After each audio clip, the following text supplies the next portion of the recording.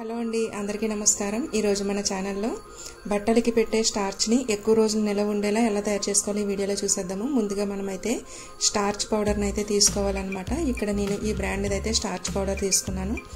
ఇలా తీసుకుని ఇది ఒక కప్ అయితే తీసుకోండి.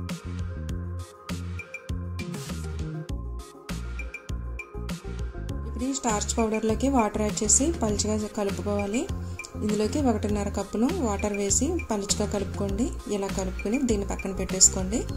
అలాగే మీ దగ్గర ఫ్యాబ్రిక్ సాఫ్ట్నర్ ఉంటుంది కదా, కండిషనర్, దాన్ని కూడా తీసుకోండి.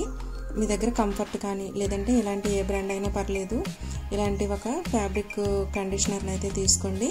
దీన్ని ఒక 1/2 కప్ వరకు తీసుకోండి. ఇలా తీసుకున్న తర్వాత ఇప్పుడు స్టవ్ మీద వాటర్ పెట్టుకుందాము. ఒక బౌల్లోకి ఏ కప్తో అయితే స్టార్చ్ పౌడర్ తీసుకున్నామో అదే కప్ తోటి 8 కప్పుల వరకు వాటర్ని అయితే వేసుకోండి. ఇలా వేసుకున్న తర్వాత మూత పెట్టి ఈ వాటర్ని మరిగించండి. మీరు దీనికి ట్యాప్ వాటర్ని కాకుండా ఫిల్టర్ వాటర్ని తీసుకుంటే కొంచెం ఎక్కువ రోజులు గంజి నిల్వ ఉంటుందండి. ఇప్పుడు ఈ వాటర్ బాగా మరిగేటప్పుడు మనం కలుపుకుని పక్క పెట్టుకున్న స్టార్చ్ పౌడర్ని ఇందులో వేసుకోవాలి. ఇలా దీన్ని ఒకసారి కలుపుకుని ఇందులో వేసుకుని స్టవ్ని మాత్రం సిమ్లో పెట్టి దీన్ని బాగా కలుపుతూ ఉండాలండి.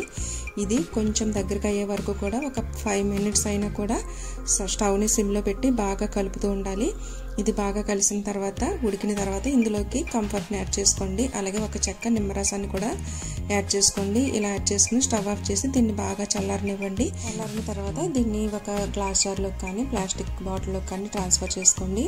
ఇది మనకి బయట ఉంచితే 1 వీక్ వరకు ఉంటుందండి. అదే మనకి ఫ్రిడ్జ్లో పెట్టుకుంటే మాత్రం 2 వీక్స్ లేదా 1 మంత్ వరకు కూడా నిల్వ ఉంటుంది. చూసారు కదా ఫ్రెండ్స్ ఈరోజు వీడియో. ఐ హోప్ మీకు ఈ వీడియో నచ్చిందని అనుకుంటున్నాను. Thank you for watching.